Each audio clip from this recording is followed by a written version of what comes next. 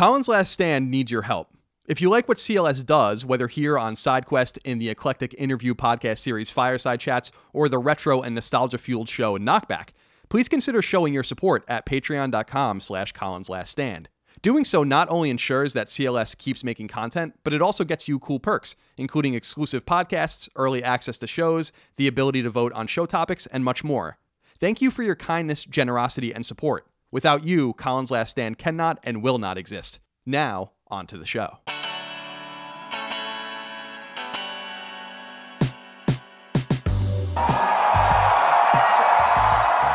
I have to give props to Square Enix for their E3 press conference, or what was really a showcase, one that didn't require an in-person audience or live music or men in graphic t-shirts promising you the world. In 30 minutes, yes, 30 minutes, not 60, not 90, or God help us all, 2 hours, Square Enix told the world exactly what it has on the near horizon, all in recorded video form. Sure, Square Enix isn't really a pioneer of this style, Nintendo is, and they deserve all the credit in the world for it. But walking away from watching Square Enix's presentation left me strangely satisfied. On the flip side though, was such a showcase necessary at all when only 10 games are mentioned, 2 of those games are already released, and only 2 of them are new announcements? I'm not so sure. Then again, it's not like this was a real production, and it's not like it took longer than a half an hour to sit through, so in reality, what's there to complain about? This wasn't EA's sequel machine in person, or Bethesda's let's announce 2 games that are coming out in 5 years if we're lucky. This presentation felt, well, appropriate. I think what you have to respect above all else about Square Enix's upcoming lineup, however, is their diversity. Square Enix is the only third-party publisher that truly, really, and actually has its feet firmly planted in both the Eastern and Western development scenes. And indeed, Nintendo and Sony are the only other 2 entities whatsoever that can stake that same claim. 6 and maybe 7 of the games shown were of Japanese provenance, with The Quiet Man being the only question. The others are Western. It's a nice mix, one that continues to paint a far different Square Enix, and Squaresoft and Enix really, than many of us grew up with. It makes them a truly dynamic publisher, and with a tight showcase that wastes no one time at a time of year in the gaming industry where no one has any time to waste, I tip my cap to them. Square Enix opened by showing Shadow of the Tomb Raider, the joint collaboration between Crystal Dynamics and Eidos Montreal, launching in mid-September. It looks awesome. From there, the publisher flipped to a more Eastern flavor, showing off Final Fantasy XIV expansions and future support, and Final Fantasy XIV Cross Monster Hunter World, which should be an interesting collaboration between Square Enix and Capcom. From there, Square Enix went back and forth almost to a T between Western and Eastern products, working off of that theme I mentioned just a little earlier, showcasing their global feel and their incredibly eclectic lineup. I think the game I'm undoubtedly most excited about is Dragon Quest XI: Echoes of an Elusive Age, which finally launches in the West in early September. As a big, long-time Dragon Quest fan, needless to say, I'm going to fall down a deep 100-hour-plus hole playing that game.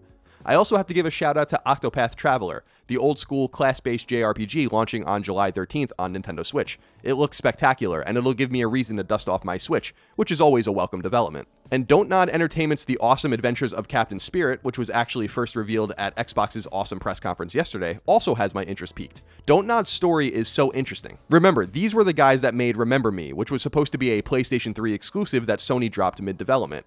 Capcom published it to little fanfare or critical success, and the studio was left for dead. But then they changed directions, went in a telltale narrative type direction, and have found major and well-earned success with their Life is Strange universe.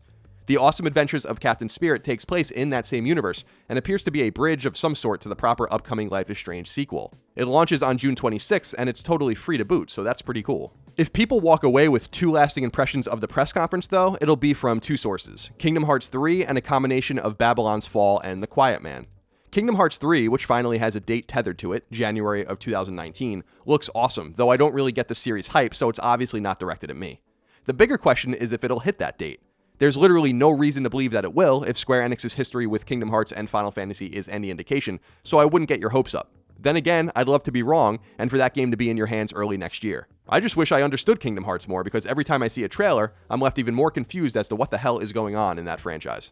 As for Babylon's Fall and The Quiet Man, these were 2 brief looks at upcoming somewhat far-off games that are currently under development. Babylon's Fall is a Platinum Games production, which isn't a surprise considering the success this publisher-developer combination found with Nier Automata. All we know about it is that it seems medieval-like and is aiming for launch on PlayStation 4 and PC sometime in 2019. As for The Quiet Man, we know even less about it. The teaser was cool. Being ignorant on Marvel Comics, I actually thought maybe this was finally going to be the reveal of the Avengers game that Crystal Dynamics is working on, but it doesn't appear to be the case. Or maybe it is, I don't know. Don't come to me for comic book information, I have no idea what the hell I'm talking about there. I assume it's just a new IP about a deaf protagonist, but what do I know? What we do know is that like Platinum Games' Babylon Fall, it's coming to PlayStation 4 and PC. Don't worry though, Xbox One got some love too, with Nier Automata finally incoming. I think it's also notable to discuss what wasn't shown during Square Enix's showcase, and we have to start with Final Fantasy VII Remake. Now, by the time many of you see this video, this conundrum might have already been solved. The game, or should I say games, may just appear at PlayStation's presser. But I think all parties agree that Final Fantasy VII Remake's reveal was far, far too early, and I'm not entirely convinced it's ever going to come out at all, if I'm being totally honest. However, its absence didn't surprise me too much, though I know that it'll come as a disappointment to many others. The other absence from my perspective is Final Fantasy 15. You'd think they'd have something new to throw into the mix, an update or a DLC pack or something. I was actually pleased that it was nowhere to be found though. It's time to move on. Just color me excited that they didn't fall into what was probably a tempting trap by announcing Final Fantasy 16.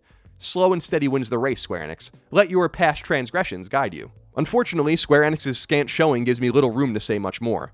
I think the publisher did exactly what it needed to do with its 30-minute presentation. Show its most immediate games, give a nod to a few games that are being re-released or complemented with some new content, tease just a couple of unknown titles, and get out. Tomb Raider, Dragon Quest XI, Nier Automata Become as Gods Edition, The Awesome Adventures of Captain Spirit, Octopath Traveler, Just Cause 4, and Final Fantasy XIV's updates are all launching in 2018. Kingdom Hearts 3 and Babylon's Fall are apparently launching in 2019. That only leaves one game shown, The Quiet Man, that may fall outside of that window. And for that, I applaud Square Enix.